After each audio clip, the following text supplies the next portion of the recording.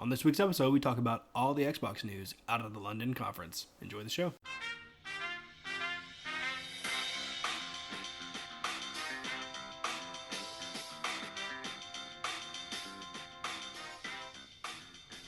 What's up, everybody? Welcome to One Up Me, episode 84, where we one up all the video game news. My name is Ryan, and I am joined, as always, by the weeaboo wonder himself, Jordan Sams. I like that name. Thank you. What's up? Nothing much. You got a V8? Is that a new thing? No, I've been a fan of V8 for a while. I just started to... Did people start to bonk you on the head when you were a kid? Because those old commercials where they're like, you should have had a V8. That's right. Donk. And they also, said other slanderous things. They're like, you're drinking V8, you old man. I thought you were like, stop drinking alcohol and drink a V8. Or have both, as long as you have a V8. That's right.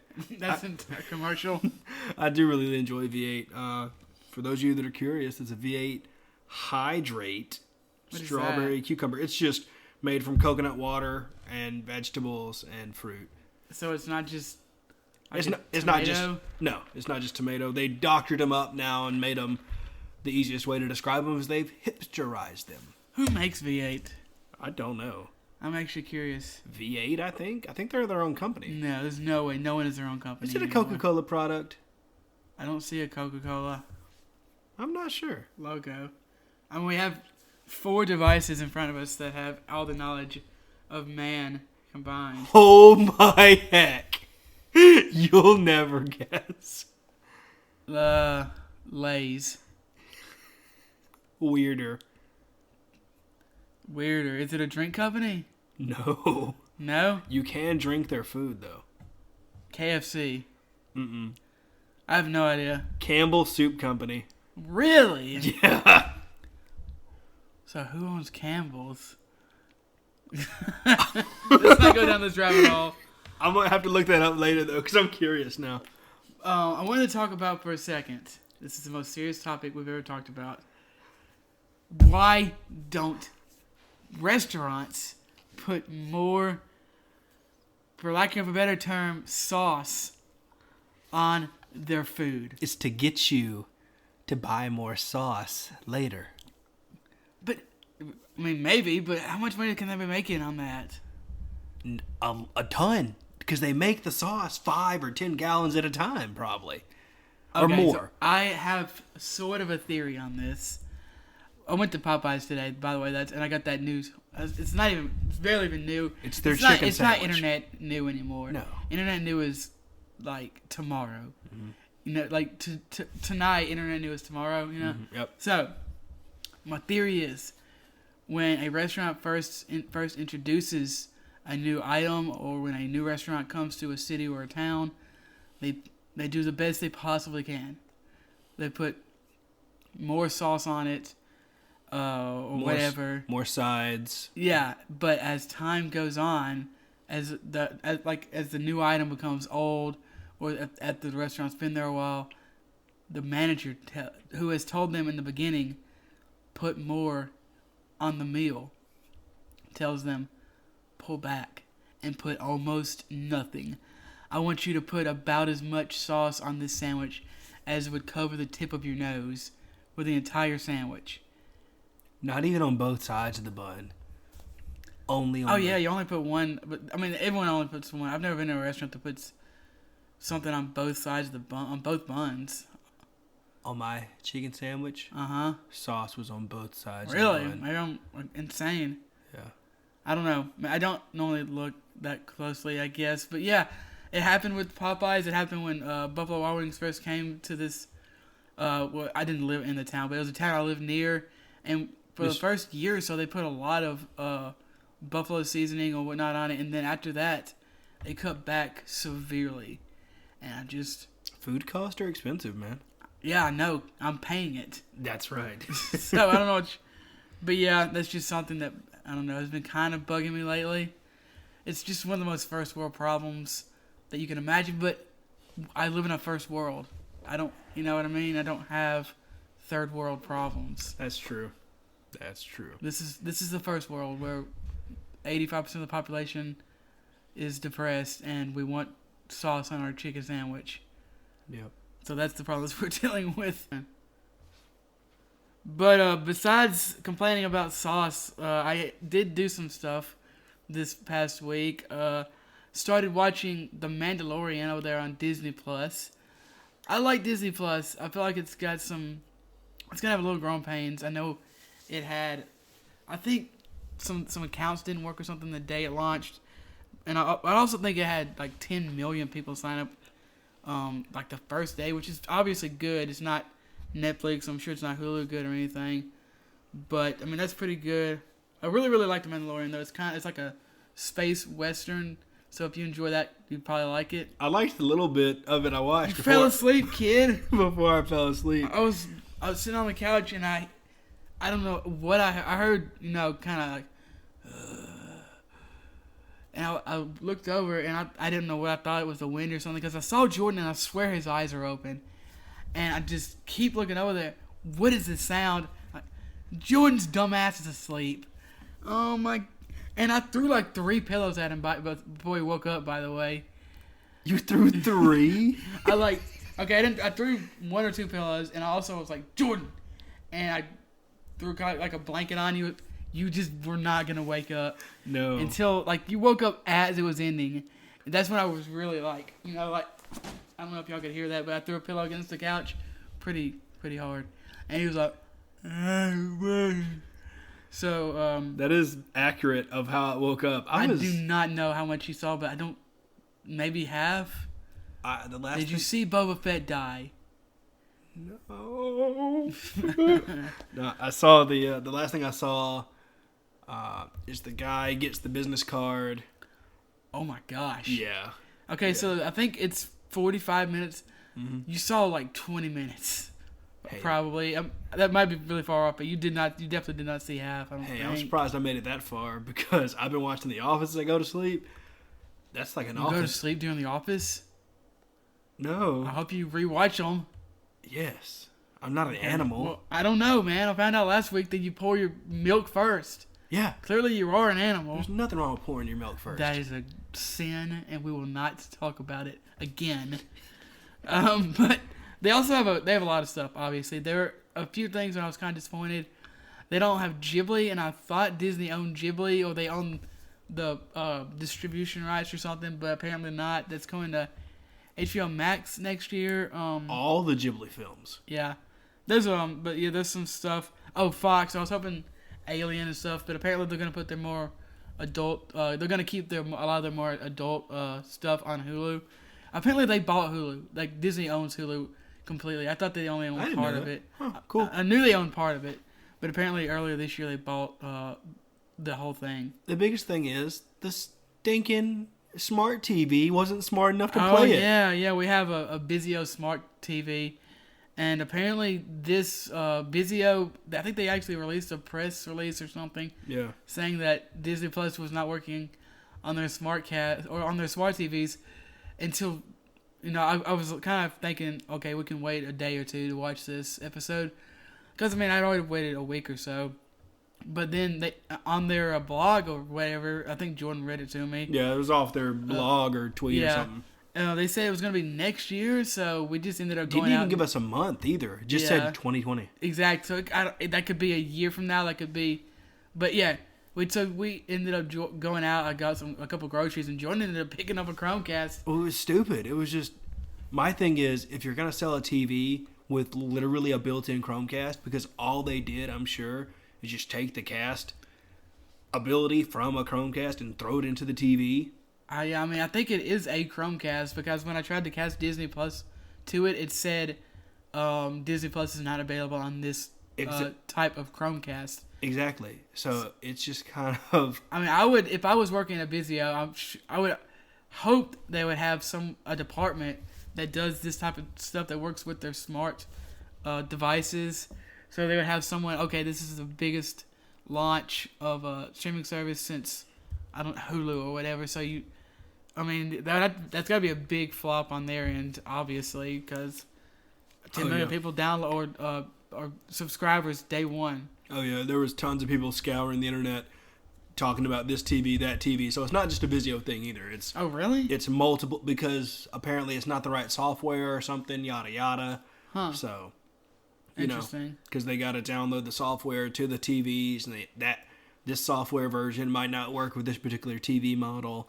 So I got you. It's Well, all this malarkey. I'm glad. I know some people are. I don't think anyone is saying it's bad, but some people are saying it's only Disney content. But I need to catch up on a lot of. I don't think I've seen Toy Story 3, Wreck-It Ralph, and maybe one more Pixar movie in the last 10 years. I haven't seen WALL-E. Wow. I haven't seen Up. I haven't seen Toy Story 4. I haven't seen Zootopia. I haven't seen Frozen. I haven't seen, and this isn't Pixar, but I haven't seen Tangled. Yeah. Wow. So I haven't seen a lot. Out of all of those, I will say that I liked WALL-E. Zootopia is really, really good. Frozen's good for what it is. I've been told by almost everyone that is older than 15 that Tangled is much better than Frozen. It is. The new Frozen looks cool though. Frozen 2. It also looks like a superhero movie. It does. Which I don't know, could turn some people off. But yeah, I'm looking at their app right now. I gotta watch High School Musical. Wait, hold on. High School Musical, the show. That's the full name for it. And then there's a Jeff Goldblum show. So about once every couple years for the last couple years, I would take a day and watch all 3 High School Musicals in a day. I've only seen the first one. They only get worse. Wait, no, that's the second one. I definitely have not seen the third one because that was in theaters. Mm-hmm. Yeah, they only get worse. I definitely didn't go to the theaters. And then you have the Sharpay spinoff. The what? The Sharpay spinoff. No. Ashley Tisdale has a spinoff movie. Oh no, she's the worst part of that movie. It's not good. No, I wouldn't imagine so. No. So we're gonna start watching High School Musical, the musical High School. I'll watch it if it's good. I'll check it out definitely. Well, I also started watching, Jack Ryan. Really, really good. John Krasinski is really proving to be kind of a force to be reckoned with. Of course, The Office. It's probably one or two in my favorite comedy of all time. The other one being Scrubs. The third is probably Psych. I love Psych so much. But yeah, and was it The Quiet Place? Mm-hmm. Oh, that's so good. That was one of the best horror movies in the past 5 years or 10 years, and that's saying something because we kind of have been in a little. We've been in a TV renaissance. We've also kind of been in a horror renaissance with The Babadook and The Quiet. There's a lot. I don't want to name all of them. But yeah, I think I've watched 3 or 4 episodes of that. It's really, really good. I also watched the what's it called? The Dragon the superhero Prince? show, The Boys. Oh, yeah. I started watching that with my brother like a couple months ago or something. We watched several episodes. I really like it, and he kind of. Oh, my computer just went off. But I went back and talked to him. When we're gonna finish this because he works a lot, and he told me, "Oh man, I already finished it. I'll watch it again with you." But come on, man, wait. We got to experience this together. It's hard watching shows with people together. It is. Another one of my friends, we watched The Arrow and Flash, and then he went home for summer. When he came back home from his parents, or I guess when he came back to our apartment from his parents, he had already watched what left we have of both shows, which kind of sucked because I wanted to watch them with him, and I have not watched Arrow or The Flash since then. Wow. I will say that in this particular culture of just being able to binge stuff whenever, right, it is very enticing. Even though if you can't really binge stuff, like me and Jake started watching Dr. Stone together, and then he left, and then some time went by, and then we started it with you, and then after that, I watched 3 or 4 episodes by myself.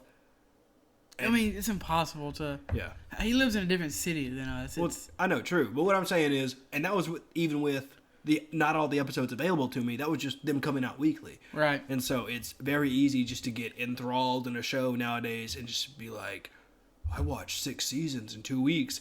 Perfect example, The Office. Oh, yeah. I'm addicted. It's so good. I love The Office. I was almost late to work the other day because I was watching The Office. Oh, man, that's worth it. It's definitely... I looked down, I was like, I'm not dressed. I don't I don't think Disney Plus is offering. I think it's coming out on a weekly basis. Really, that's cool. Because there's only 2 episodes of The Mandalorian. I think Disney Plus has been out 2 weeks. I'm okay with that because I like the wait for stuff and you can talk about the episode and then you don't have the friend that's like, I sat home and I watched all this stuff. Well, yeah. How about you have a real life, Timmy? Yeah.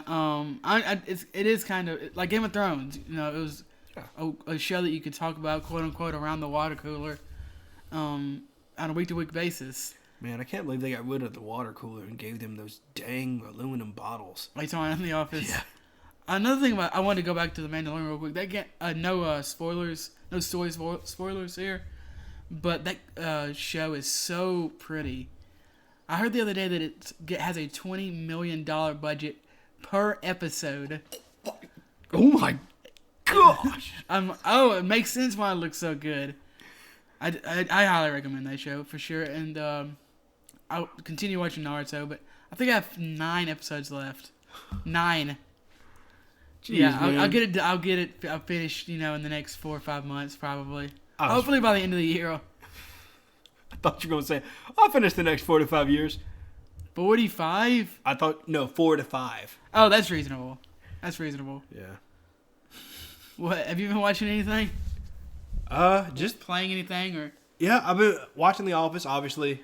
No, really? Yeah, I've only talked about it umpteenth times on this show. I could talk about The Office all day. Yeah. The only thing I've been playing of note this week is Pokemon Shield. So, what do you think about it? You probably haven't played that much. I picked up Shield. No, I'm sorry, I picked up Sword. I played maybe 5 hours. I beat the first gym leader. We can't talk about it that much, but what do you think? I have beat the second gym leader. You beat Nissa? Yeah. Not going to go into the story or anything. Great story, Pokemon is known for 10 out of 10 stories. Of that nature. I like some of the cosmetic changes and different things they've done. I really enjoy the Wild Zone, I think Wild that's called. Area? Yeah, Wild Area. That's really cool. I definitely enjoy having the portability of it on a really big... you already had the portability of it. But... Well, on a big screen. Right, right. Even though the Switch isn't super big, but it is nice to be able to... much bigger, and what do you get? It's not going to be a portable console. No, not at all. So I really enjoy that, and I'm definitely more excited and happy than playing Sun and Moon. So yeah, I think it's definitely better than Sun and Moon. Just initial impressions. I really like a lot of the small details that they've put into the game. I know this was in the last, what was it called, Let's Go series, where you can see the Pokemon on the map. I really like that. I didn't think I would, but I ended up. It's you don't have to run into 1,000 of the same Pokemon if you don't want to. I forgot that was a game until right now. Really? I honestly did, yes. Some other small things I like about it.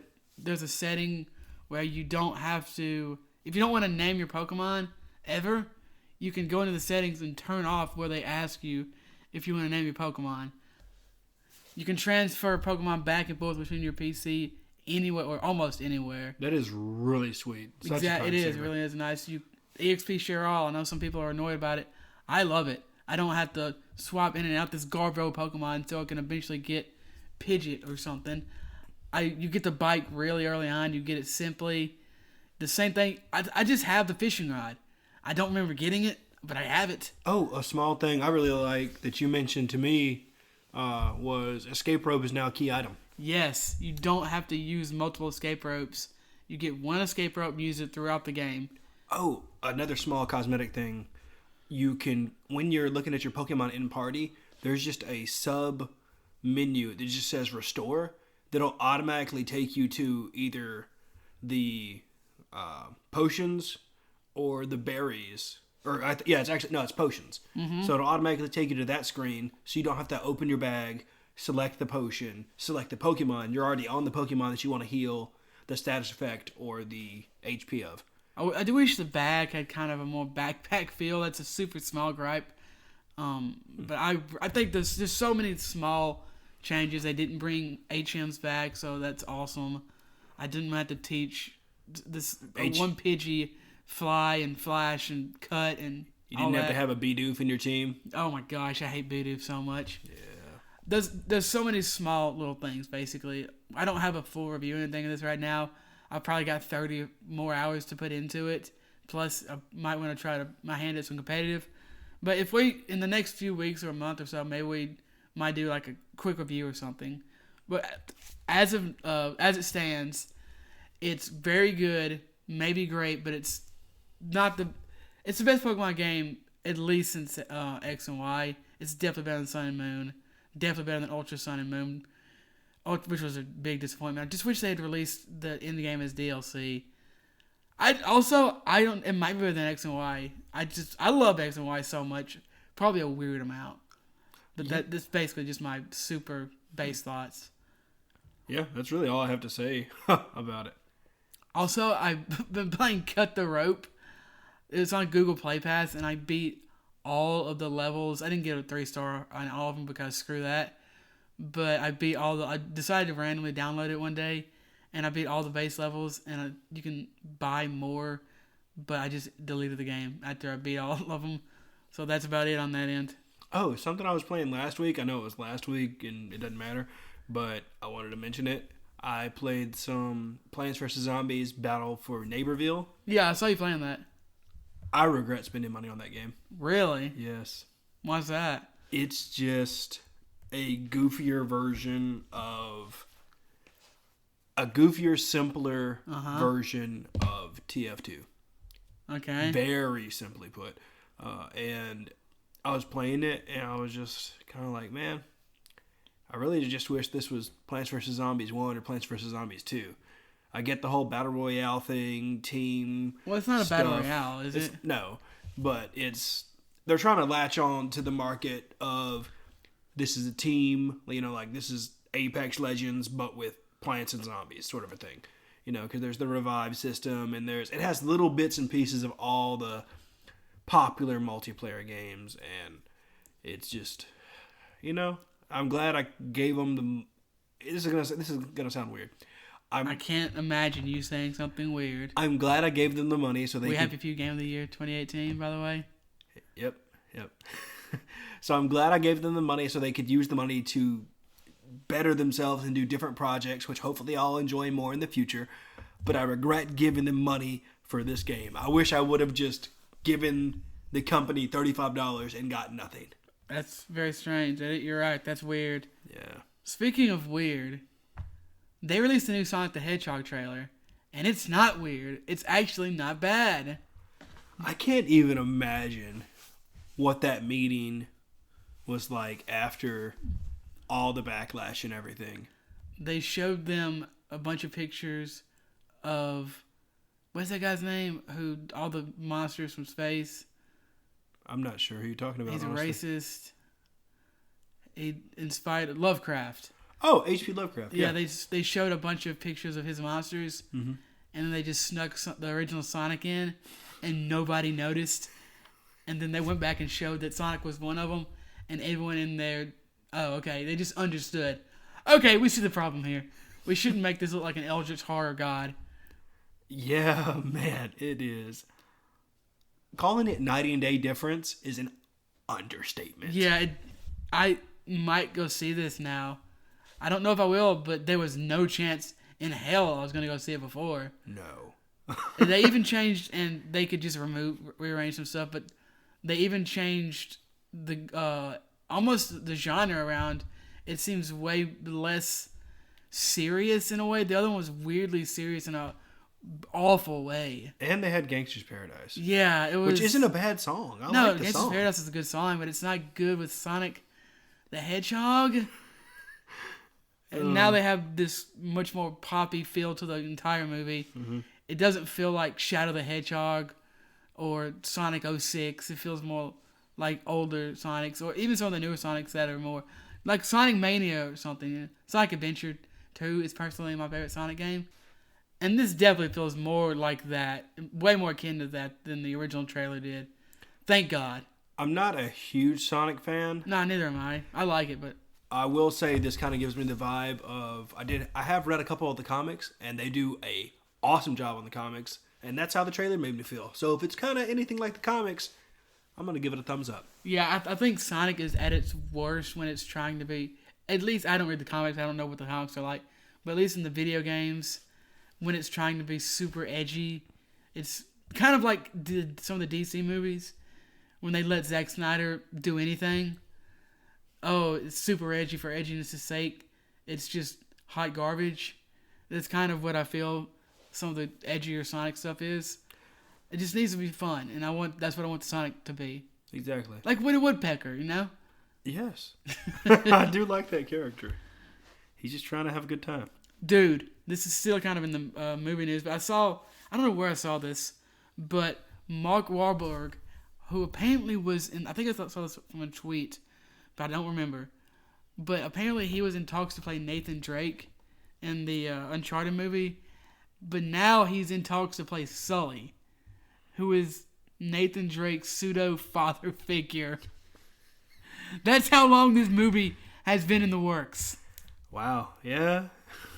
Gosh, they've taken so long. And now they have Tom Holland is going to play young Nathan Drake.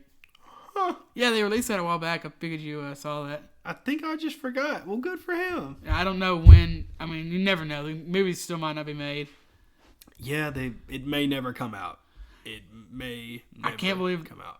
Yeah, I can't. I don't know. I was gonna say I can't believe that it would, but I don't know. I mean, they're releasing a Half-Life VR game. Boom. Yeah, I was really hoping, even though I know it's not true. I know they're not gonna. You think they're gonna make 3? When I read this tweet, I really thought it was Half-Life 3 in VR, and I almost lost my mind. Yeah, the official Valve account tweeted, "We're excited to unveil Half-Life Alyx." I guess that's how that's pronounced. ALYX, our flagship VR game, this Thursday at 10 a.m. Pacific time. Can't wait to share it with you all. I know you're a big Valve guy, a big Half-Life guy. Well, do you have any thoughts of this? We don't really know anything. So in the transcript of the interview that he gave, I say that now. He did say it's going to be coming out March 2020. Oh, really? But no release date on that. It's also going to be shown at the Game Awards, which is happening on December 12th. But before that, we'll be able to see some more of the whatever they want to show us on the 21st. So, yeah, that's this Thursday, I think. So this coming up. And that's really it. All we know about this. I think it's cool. I always enjoy when Valve does something because they're such a mysterious company. You know, they don't really tell people exactly what's going on sometimes, and every once in a while they'll just come out of left field and be like, "Hey, we're working on this, and you're gonna like it." It's like, thanks, Valve. Appreciate it. Yeah, it's always nice when Valve is working on something, especially when it's a game, because they don't do that a lot. That's true. Now, could you just make artifacts better? I wish that, I don't know who would be responsible for this, Microsoft or Obsidian, but I wish someone would make Outer Worlds better, at least on my PC. It just will not play. Still, I don't understand. I can't even get it to install still. Luckily, so frustrating. True. Luckily, we didn't do a system format because I Googled that, and that didn't even help this guy. What is that? Like where you factory reset your computer. Oh, right. Okay. Yeah. There's according to Push Square, there may be some DLC coming. I would like to play that. The game's only 11 hours long. I've probably put 5 hours into the game. It's only 11 hours long? It's not that. I've heard it's... Wow. That's on, what's it called? That website that... HowLongToBeat.com? HowLongToBeat.com. I think it says 11 hours or something. Okay. Well, which is kind of refreshing for an RPG to not be 1,000 hours long. I like that a lot. But I can't play it. I can't even install the game. We'll do some deep dives. I think it's just something we got to go deeper. I haven't read in any reviews. I haven't seen it or heard in any podcasts, read any articles about anyone having this problem. But I have seen on forums people talking about pretty much the exact same problem as me, having problems with the game, deciding to uninstall and reinstalling it, and then it just not installing. On the very small bright side, at least you got to play the game a little bit, which kind of makes it even worse because you got a taste of it and now you don't get to enjoy it anymore. At least it is on Game Pass. At least I didn't drop $60 for it. True. Also, which I may do now that I want to play it. True. This one guy I saw, he's like, I only got Games Pass to play this game. Oh yeah, I wouldn't be surprised if people did that. I mean, that's why I got Game Pass is only $10 at the most expensive. Exactly. So and it's amazing, man. Game Pass is amazing. I hope I get that worked out. I really want to play that game. It would probably be in my Game of the Year discussion, but I can't. I haven't beat the game. I have a long way to go. You know, probably half the game at least. Mm-hmm, yeah. And that's if I mainline it. If I don't do side quests, and I've been doing actually a decent amount of side quests, which I don't normally do. Oh man, I can't get Wade back and murder everybody again. What? I was going all black hat and getting excited about just murking. Oh yeah, everybody. You're a psychopath. Yes. You see where the Capcom apparently has announced that they're gonna delay some Mega Man games, or I saw that the Mega Man Zero ZX collection thing, and luckily it's only gonna be delayed a month. Okay, that's not too bad. Mega Man himself tweeted this. It said on the Mega Man official Twitter account says, "We have an important announcement from Kazurui. Oh gosh, I'm sorry. Teshuya, Mega Man series producer regarding Mega Man Legacy Collection," and then they just tweeted out a Bitly website link where they just said they're gonna have to delay the game. Mm-hmm, yep. So it was gonna be coming out on the 21st of January, I believe, and now it won't be coming out until the 25th of February 2020. So they didn't push it back very far at all. Yeah, not push square. PC Gamer actually has a quote from Capcom saying the team made the tough decision to move the game's release date back in order to bring you the best possible collection of these cherished classics and deliver a game that will live up to your expectations. Yeah, they even say that in the little 1 minute to 2 minute YouTube video that's in this as well, and it's very heartfelt and they're very transparent, and they're just saying how they feel they need a little bit more time, and this is the new release date. I've kind of gotten super into Capcom over the last few years, so maybe I'll give these games a chance. I would love if they remastered the Battle Network games. Yes, Battle Network games. Yes, all 5 of them. I weirdly like those games a lot. Too. It has cards. It has turn-based. It has like an anime feel to it. Oh man. It's kind of like I weirdly don't like the Breath of the Wild, you know. That game. I need to play that game again because I've tried to play it a couple times and I could not get into it because I was so disappointed that it wasn't a traditional Zelda game that I think I probably let that blind me. So I need to go back and play it again or start it over. I think I'm letting my brother borrow it. The same brother who watched The Boys Without Me. Yeah, he's got my copy of Breath of the Wild.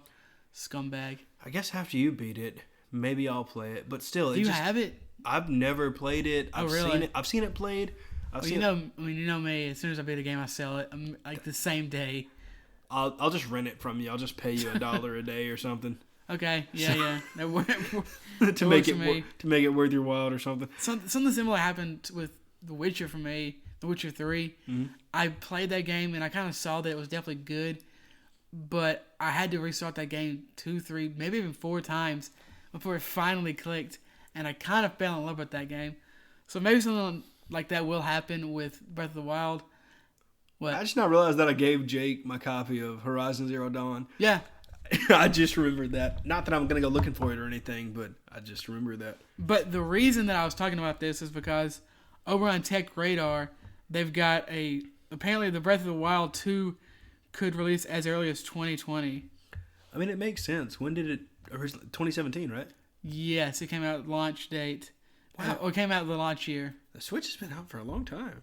2 years. Yeah. It's not long. It's just... The PS4's been out for 7 years. Well, I know, but the Switch still feels fairly... Or 6 years for the PS4 going on. But it'll be 7 years by the time the PS5 comes out. True. But what are you saying? I was just saying how the Switch has just kept itself very fresh and new, and it just feels like it literally just came out yesterday. So there was a tweet by, I guess, kind of leaker Sabi, that's at new_Wabi Sabi, who has gotten some stuff right in the past, that said, quote, "I would tell you Breath of the Wild 2 is planned to release in 2020, but Zelda release dates are historically delayed, internally or publicly, LOL," end quote. So, I mean, yeah, that's definitely true. Sometimes they've been delayed for upwards of a year. So maybe if it's intended for 2020, it'll end up being a 2021. True. Maybe I'll play it, but honestly, probably not. It just doesn't capture me the way that I want. But you a game. Haven't played it.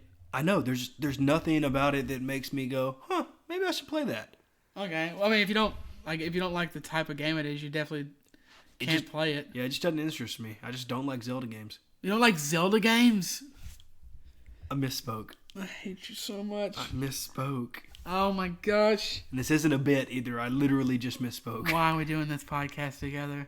I don't know. He drinks what he drinks. He puts milk. Don't you tell people about my drinking problem. He drinks all the time. He drinks so much he hits me. What did you misspeak about? I do not. I was trying to make a joke, but it didn't work.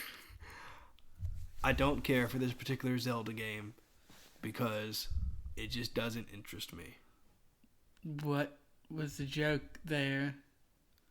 I was trying to do how people call Link Zelda all the time. Oh. And it didn't work. It didn't work. No, it didn't work at all. Let's just move on to the new games. Okay, The Legend of Bumbo, which I believe is a prequel to The Binding of Isaac, is out now for the PC. Stardew Valley update is coming November 26th for the PC. Yeah, this is a huge update. The creator of Stardew Valley has kind of a forum online that he wrote about it, and he said that the update will be coming to consoles at a later date. Shenmue 3 is finally coming out now for the PC and PS4. Jordan, you played 5 minutes of one of the Shenmue games. Will you be playing Shenmue 3? Heck no. Yeah, that game looks awful. I don't. That game looks bad. It looks graphically. It looks like it's a PlayStation 2 game. Yeah, it's rough. It's rough. Football Manager 2020 is coming to PC, Mac, Android, Stadia, and iOS. That is football, like FUTBOL. Correct. Not American football. Next up, Minecraft Earth US Beta is available now on iOS and Android. I think Jordan was playing this earlier today. Trash. Wow, you heard it here, folks. Trash. 5 minutes of the game equals trash. That's right.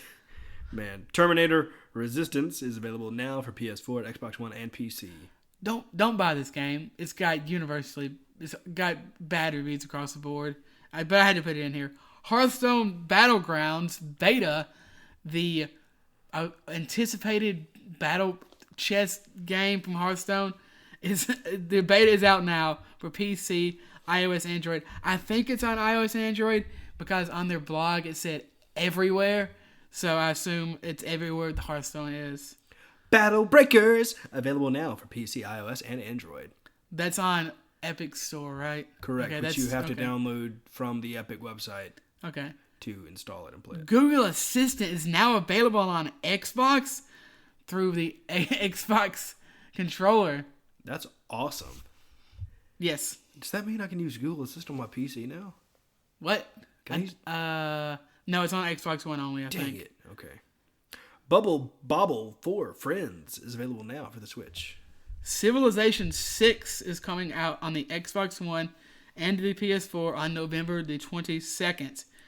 Rage 2 is getting some DLC now. I believe this is the last round of DLC for Rage 2. Google Stadia Founders Edition is available now.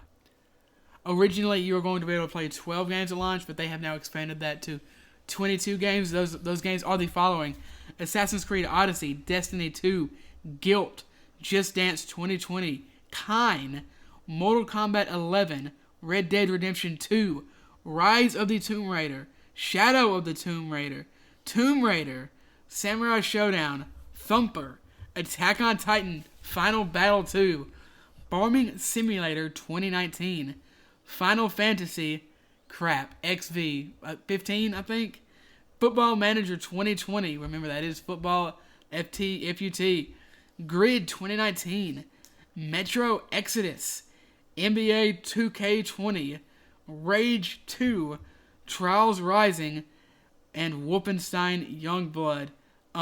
That's better, obviously, but there's a lot of Tomb Raider games on this list. Oh yeah, and I feel like those can play on almost anything. Oh yeah, definitely for sure. There was a Xbox had one of their conferences, their XO, and they mentioned talked about their xCloud stuff, which is kind of gonna be a Google Stadia type deal. They said that they're gonna try to roll it in with. I read this on The Verge, but I can't remember exactly what they said. But they said they're gonna roll Game Pass in with this. But they've already talked about 50 games, which is like 3 times as much, or twice, just over twice as much as Google's gonna have at launch. So that's not. I don't really know. I think Google Stadia is cool, but I'm not sure. I guess it's because it's not going to be for hardcore gamers, quote unquote. I know I hate that word, but I don't know if casual players are going to want to play it on their phone. I'm not sure, but I don't think many people are, at least in those groups of people that play on their phones or tablets, they're not going to be founders, so that's not going to be until next year when the normal version comes out. I'm very interested to see where this goes. I hope Google doesn't drop it. I know they're kind of infamous for dropping stuff. Although, to be fair, they tried Google Plus, was that it? Mm-hmm. For probably longer than they should have. Yep. So maybe if they believe in this, they'll try to keep it going. True, yeah. Just to mention a couple games that are available now on xCloud. Bloodstained Ritual of the Night, Tekken 7, Devil May Cry 5, and the list goes on. But that's only that's in a closed beta. You can't. Not Correct. anyone can just get into that. Correct, yes. So it looks like this is going to be a very promising system for people that are just looking for a different way to game, or maybe someone that's looking to get into gaming. We'll talk more about Xbox later in the podcast. I really think they've been doing some great stuff. But before we get into that, let's talk about some PlayStation news. So, the company recently released big changes to their PS Now service in the price. You can now play it on PC and more in order to bring it in line with Microsoft's Game Pass. There seems to be at least one thing Sony will not change, however. Jim Ryan, CEO at PlayStation, spoke with GameIndustry.biz about PlayStation Now, saying, quote, It's an area that is fast changing and fluid. The nature and scale of some of the first-party games that we are making leads us to think that right now it's better to spend energy on making sure that the launch of those games is a massive entertainment event. I would cite God of War and Spider-Man and The Last of Us 2 next year will fall into that category. He went on to say that's where we stand right now, but our stance on the inclusion of first-party games in PS Now in terms of what we've done this month is very different to our stance 12 months ago. I don't want to say that this is what PS Now is going to be forever, but certainly right now, given how some of our first-party IP is incredibly special and valuable, we just want to treat them with amazing care and respect, and have those launches be clean and pure, end quote. So, at least for now, you will not be able to play PlayStation games at launch through PS Now, like on Game Pass, and only time will tell when and if this changes. I don't necessarily think that PlayStation Now needs to be exactly like Game Pass, so I definitely appreciate the transparency in what Jim Ryan had to say, and... Yes, and... Well, I'm kind of okay with the direction they're going with it. Well, I'm definitely fine. A lot of the changes they made to become more in line with Game Pass were awesome. The way I read into this, he's just saying he doesn't want to, in his eyes, I guess, diminish the value of their IP. Obviously, one of the reasons that Microsoft and Xbox are doing a lot of things that they're doing is because that they're so far behind. But I think Phil Spencer has done an incredible job, and I think a lot of what Xbox has been doing outside of the games themselves has been incredible. But Sony doesn't have to do that because they've sold over 100 million units. This is the perfect definition of competition is good. Oh yeah, definitely. Because both these companies are giving and taking. PlayStation's doing some stuff that Microsoft did with their Games Pass. Games Pass is acquiring more IPs to kind of get into the dugout of PlayStation, with their IPs and such. And so it's really cool to see these titans battle back and forth. I think PlayStation Now has seen a pretty substantial increase. They were stuck at 700K or something for a while, even though they'd been around for years longer than Microsoft and Game Pass. I cannot imagine what their numbers are going to be after this holiday season. I don't know. I think that they're close to 1 million now. I don't quote me on that, but I believe I saw an article they've gained around 300K since that, which is a lot. That's a ton. So, I also read that Microsoft has got around 10 million, but that's kind of an estimate too, I think, which is incredible. But you also have to realize that they have. You can go read about this on Games Cubed on Amino or Medium, but they have so many more Microsoft enabled devices than even PlayStation's. So that comes into it, a lot of it. Speaking of Microsoft, let's move on. Let's move on to Xbox. The company had their annual XO event in London this past week. Unlike years past, the event was filled with big news, from new games to Game Pass. I wanted to thank The Verge. I didn't get to watch this event, so they put a lot of this together. So unless stated otherwise, the information came from The Verge. Firstly, according to Phil Spencer, anyone worried that the Xbox will repeat the mistakes of the past need not worry. Quote, I would say a learning from the Xbox One generation is we will not be out of position on power or price, end quote, Spencer said in an interview with The Verge. He then went on to say, quote, if you remember the beginning of this generation, we were $100 more expensive, and yes, we were less powerful. And we started Project Scarlet with this leadership team in place with a goal of having market success, end quote. This is just another example of Xbox being behind, and they realize we have to do better. What we did last time did not work. We have to innovate. We have to. This sounds like they're going to do more with games and not focus so weirdly on TV and live sports and stuff. All that stuff, yeah, it should be included, but that's to the side. That's if I can do that on my Chromecast, but I could also do that on my Xbox while I'm playing a video game. That's why it's cool. It's not cool because I can watch TV. I've been able to watch TV since 1940 or whatever. Yeah, that's true. I just wish they bring back the Zune. Was it Zune or Zoom? Zune, Z-U-N-E. Okay, yeah, I had like the discount Zune at one point, and then I immediately got an iPhone iPod, one of the skinny one, I had the Shuffle Nano. I had the Nano, and then I had a Shuffle later. Got it. One of my best friend had a like the original iPod. Oh wow! Which I thought was the coolest thing ever. That is pretty cool. In the same interview, Spencer said he expects people to be able to speak to an Xbox Live friend through Discord and vice versa. Heck yeah! Yeah, was it earlier this year? Might have been last year. They had some integration with Discord, but it wasn't that deep.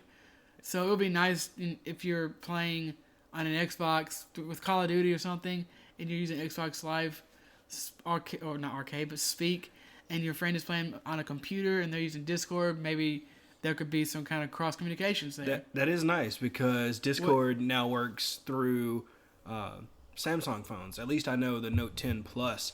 It integrates where you can... Not already?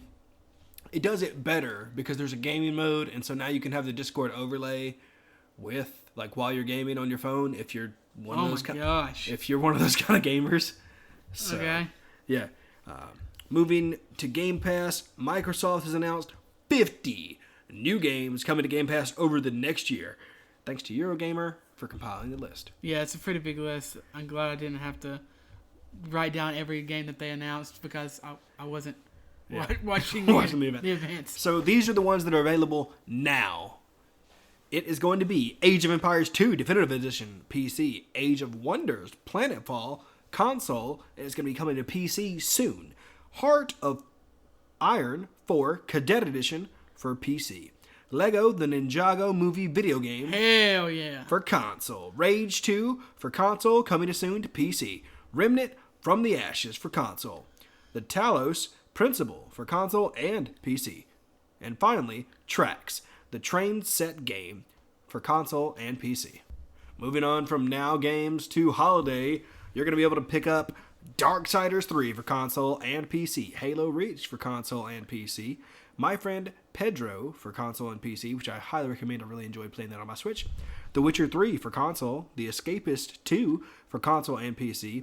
Vambrance Cold Soul for console and PC. Life is Strange 2 episodes 4 and 5 for console. And finally, the last one wrapping up this list is going to be the Red Strings Club for PC. Going from this holiday season into the next year is going to be thank you for not doing Roman numerals. Carrion for console and PC, Crisis Tales for console and PC, Cyber Shadow for console and PC, Double Kick Heroes for console and PC, Edge of Eternity for console and PC, the Final Fantasy franchise for console and PC. That's going to be... Thank God that Eurogamer did not use Roman numerals, because I would have to Google every single one of those. Exactly. Also, before he starts this, there's no Final Fantasy 14 yet, which is the MMO, but according to that Verge article, Phil Spencer said that they're going to try to get the MMO on Game Pass before the end of next year. Okay, here's this list. Final Fantasy 7, Final Fantasy 8 Remastered, Final Fantasy 9, Final Fantasy 10 HD Remastered, Final Fantasy 10-2 HD Remastered, Final Fantasy... 10-2? Yeah. Is that not how you say it? Not 10-2, pleb. What's it called? Pogger? 10-2. Oh, okay. Final Fantasy 10-2 HD Remastered, Final Fantasy 12 The Zodiac Age, Final Fantasy 13, Final Fantasy 13-2. Yeah, there we go. Lightning Returns, Final Fantasy 13, and Final Fantasy 15. A lot of Final Fantasy 13s. Yeah, there are. We also got, yeah, that's right, I'll read the rest. Haven for console and PC. Forager for console and PC. It Lurks Below for console and PC. Levelhead for console and PC. West of the Dead, console and PC. The Red Lantern, console. Fogs, make sure I say that right, for console and PC. She Dreams Elsewhere, console and PC. Skatebird, console and PC. Streets of Rage 4, console and PC. Scourgebringer, console and PC. Superland, console. Tekken 7, console. And Tuhua Luna Knights, console and PC. That's a big list of games, ladies and gentlemen. Microsoft continuing to give us reasons to subscribe to Game Pass. Yeah, I was going to say, if you don't have Game Pass, get it. I'm going to get a swear jar. Please don't. And every time you say Games Pass, or like, I'm going to put $1 into the jar. Wait, no. You're going to put $1 in the jar. And then every time I say I'll put a nickel in the jar. I just want to go ahead and publicly declare, I declare bankruptcy. You just randomly putting in office jokes in there? No, because if we have that jar, I will go bankrupt. Oh. But yes. And we can put it towards podcast equipment. We'll have new computers by the end of the week. That's probably true.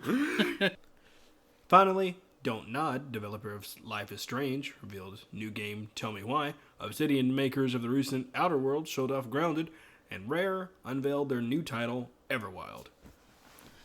Two of these are interesting, and one of them is not so interesting to me. Okay. So, definitely Tell Me Why is not going to be a cup of tea. Okay. So I would say that Don't Nod, who made Life is Strange, like Jordan said, Tell Me Why is very similar to their other games. It's a very story-focused game, which is why I'm surprised it doesn't interest you. It's a story-focused kind of mystery game, it seems like. Rare is making Everwild, which is kind of a pastel, it looks like a Rare game. And Outer Worlds is making, Obsidian is making Grounded, though, which does not look like an Obsidian game at all. They make in-depth RPGs. And this looks like Honey, I Shrunk the Kids meets Fortnite. meets Bug's Life. Yeah, I'm not interested in this in the slightest. So I'm interested in Tell Me Why and Everwild. I'm interested in Grounded and Everwild, even though Jordan is attracted to weirdly, probably bad multiplayer games. that was my follow-up in the fact of I'm interested in Grounded because it seems like something I can do with friends, but Not this guy. I've already kicked you off the ship. You already said no thank you. So I'm not even going to try to pitch it to you. So Pitch what? Getting Grounded and be like, listen, man, we don't even have to. You pitched it to me. Yeah, we have Destiny, so it's fine. No, what are you saying? Just, I'm always looking for a light-esque game, kind of like this. It doesn't seem like it's going to be too in-depth. You know, you don't have to do anything too crazy. Just kind of a sit back, play with your friends, relax, sort of a game. So that's what I'm always looking for. For losers. Yeah. Okay. Nah, man, it's got to be super intense. Call of Duty, Overwatch, baby, Destiny, Splatoon. Oh, dude, I would love to play Splatoon with friends. I like Splatoon. It's good. Yeah, I think Grounded looks strange. I would encourage you guys. All these have trailers on YouTube. I encourage you guys to go look that up. I don't really know anything about Everwild. It looks like a rare game, as in it's very pastel-y. There's a lot of grass and stuff, which is obviously indicative of Banjo and Sea of Thieves. But I don't know what the gameplay is. I have no idea what the gameplay is like. Me neither. It kind of gave me the vibes of Dauntless. That's what it reminded me of. Really? Just Monster Hunter light? Yeah. That's weird. Not gameplay vibes, but art-wise, it made me think of Dauntless. Okay. I mean, I don't see it, but I guess to each their own.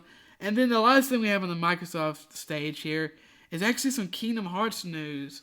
Alongside these games, Microsoft has revealed you will be able to play Kingdom Hearts 1.5 plus 2.5 Remake, which includes the following: Kingdom Hearts Final Mix, Kingdom Hearts RE Chain of Memories, Kingdom Hearts 358 over 2 days HD. Wait, I'm sorry. Yes. HD Remaster Cinematics, Kingdom Hearts 2 Final Mix, Kingdom Hearts Birth by Sleep Final Mix, and Kingdom Hearts RE Coded HD Remastered Cinematics. Oh my gosh. I love Kingdom Hearts. I hate these names so much. You can also look forward to Kingdom Hearts HD 2.8 Final Chapter Prologue. Oh my gosh, are you shitting me? Which comes with Kingdom Hearts Dream Drop Distance HD, Kingdom Hearts 0.2 Birth by Sleep, A Fragmentary Passage, and Kingdom Hearts back cover. I don't even know what that is. I think it's just the original Kingdom Hearts back cover, like the art, maybe.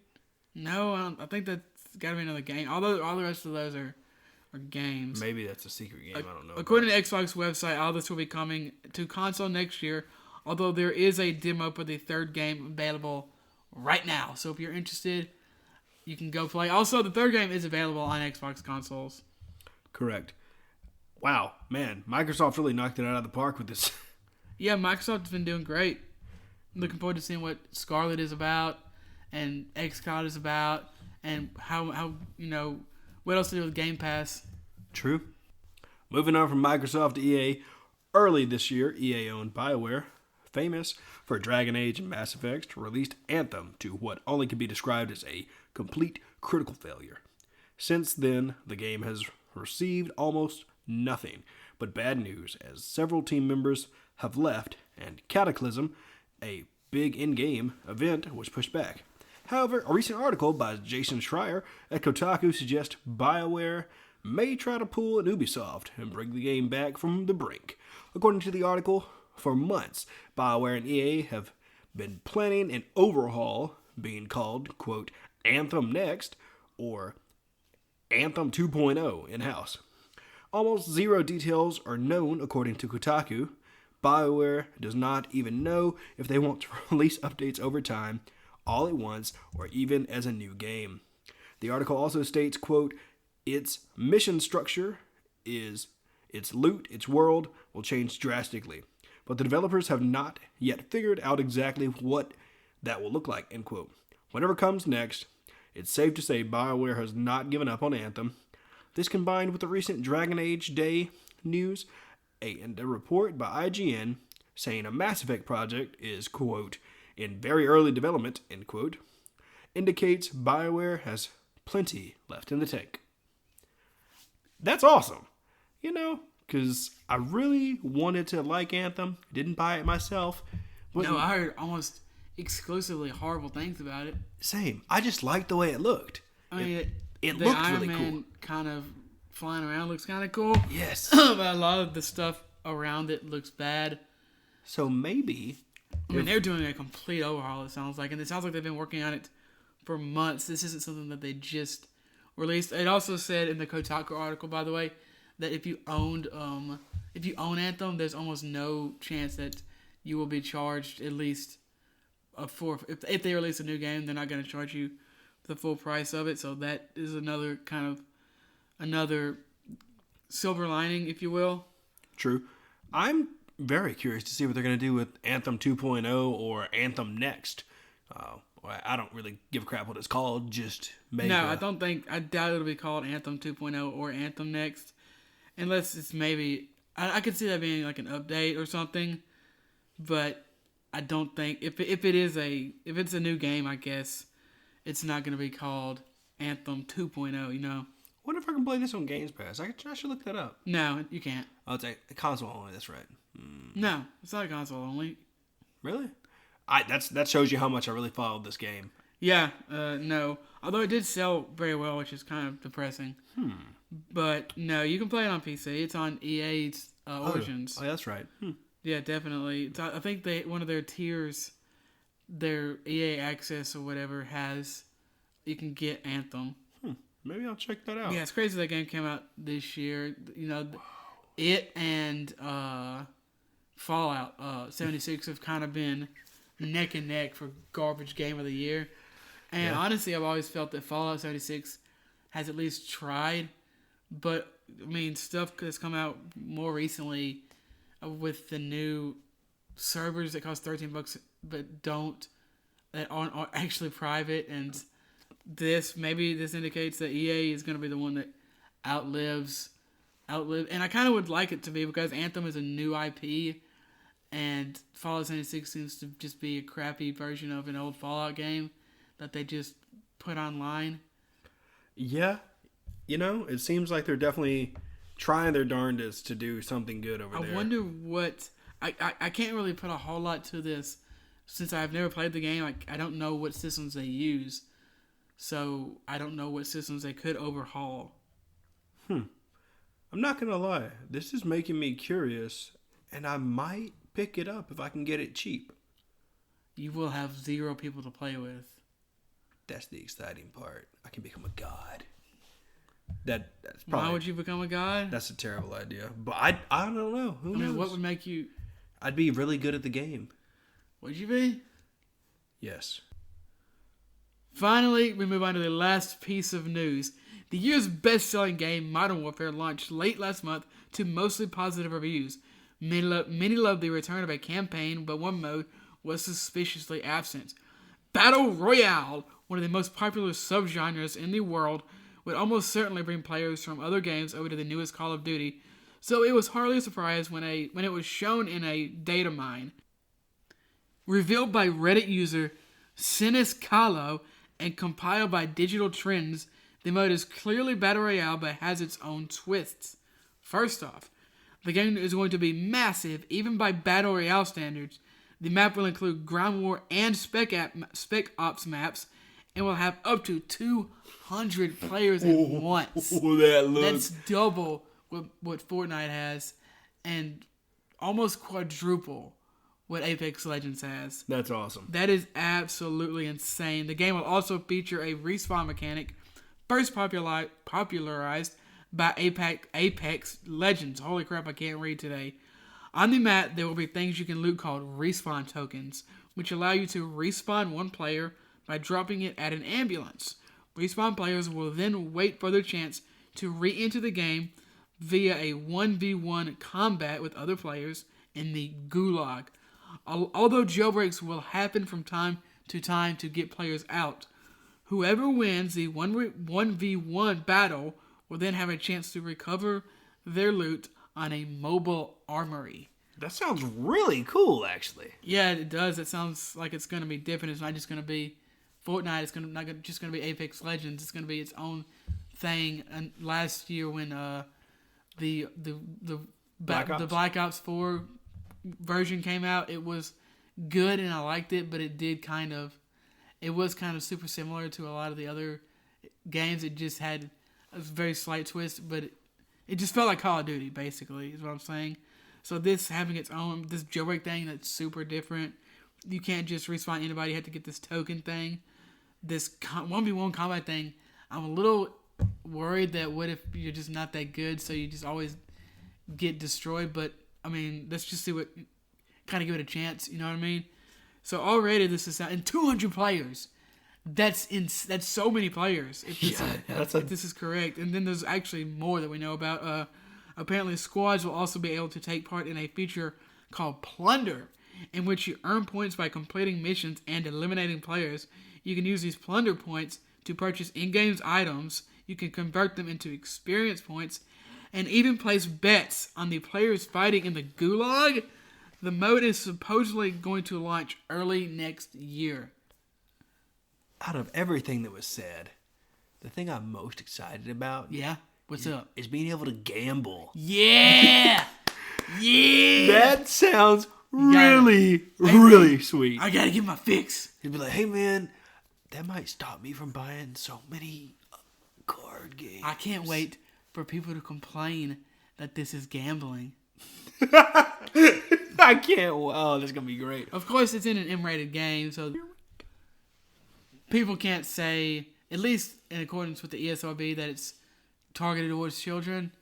And if it doesn't cost in real world money, I can't imagine people complaining. This sounds awesome. This sounds, besides Apex Legends, it's probably second best, or maybe even best. Of course, obviously, we don't know if this is real. This is supposedly data mined, so it could be, at least some of it could be fake. I imagine it would be kind of weird if they didn't get Battle Royale, because it is the biggest mode in a game right now. This sounds different enough, at least to me, to become excited. I don't know if the Fortnite kids or Apex fans will like it, but I guess time will tell. I will definitely be trying it out. Also, I gotta keep reminding myself, this game is cross-play, baby! Yeah, it is. So it's nice to be able to play with tons of friends. Yeah. It's always good. But that's it for the news.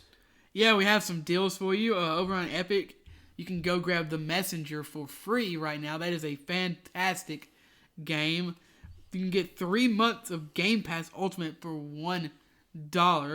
And over on the Microsoft Store, you can get Kingdom Hearts 3 for 67% off. There you go. And those links for the Game Pass and the Kingdom Hearts 3 are going to be in the description, so you don't have to go hunt them yourself. You can just click in the description and find that. And now, let's move on to the final bit of the show before we move on to the outro. The Metacritic Game Informer thing.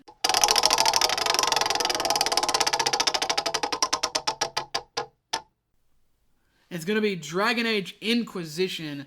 Go ahead and read that thing from Game Informer, Jordan. PS4, Xbox One, PS3, 360, PC, 2014. After Dragon Age 2 disappointed fans with its underwhelming environment, Inquisition had a lot more to prove.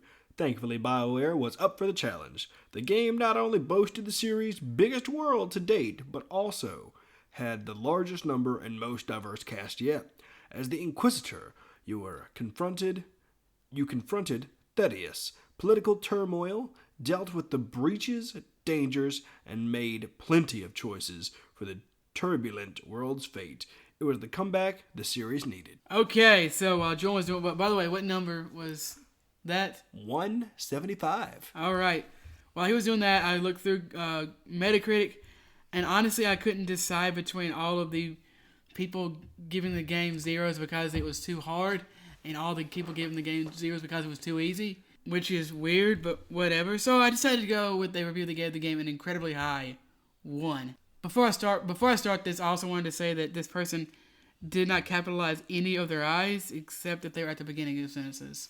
So this is the person we're dealing with. I'm a big fan of RPG. I love Dragon Age 1. I really like Dragon Age 2, but this, I really don't have an idea why this game is so bad. I tried to play it, but I can't try more than 5 hours. It is just terrible. No story, no game dash play, just nothing. I also don't believe in all this negative I also don't believe in all this negative reviews, so I have to try it myself. But believe me, this game is not worth trying. I play it on Xbox, pad, so my review is not determined by controlling. It is okay. This 5 hours I play this game feels like playing very poor MMORPG. 1 out of 10. So I just thought that was funny. I'm sure that's English. I hope English is not this person's first language. Oh my gosh. That person is... They really hate this game. Yeah, I don't think I've ever hated a game that much. That's why I like this, is just how completely insane people are, and they clearly have no idea what they're talking about. I've hated a game that much. I've never played a 1. I have never played a 1. I've played a 1. A 1 is you probably have. With all that weird ass stuff you play on the Switch, man, you got Jurassic Park, fake Jurassic Park pinball, and all these weird iOS looking games on your Switch. Yeah, I like spending nickels and dimes on games. You didn't even get to see me play Man vs. Timber. What is Man vs. Timber? You use literally an analog stick and you move back and forth to cut down a tree. Why do you buy these things? Because they're on sale for pennies. Oh my gosh, it's not worth it. It's literally not worth it. I know. It's literally not. You could give those pennies to me, and I would... Do what? Throw them on the floor? Yeah, in the throw vacuum? them at you at night. Wake up! Oh, that'd wake me up. And that's the show, everybody. We appreciate you listening. You can follow the podcast at Wannabe Podcast on Twitter. You can follow me on Twitter at Asuelock. You can follow Ryan on Twitter at Ryan Divisions on Twitter. Yeah. You can also follow the podcast on Instagram at OneUpMe Gaming. Yeah, that's right. I remembered that. Jordan definitely didn't write it down. You can you can email the podcast. I should know this. At oneupmepodcast@gmail.com. You can rate or follow us on your podcast app of choice. Go on iTunes and or whatever they're trying to promote now, Apple Podcast. 5-star reviews, baby. Tell us what you think. Whatever you want, and then put 5 stars. Say, these two idiots don't know what they're doing. 5 stars. 5 stars, baby. Give us your review of Star Wars, the second one that came out a couple years ago. And then 5 stars. Yeah, that's right.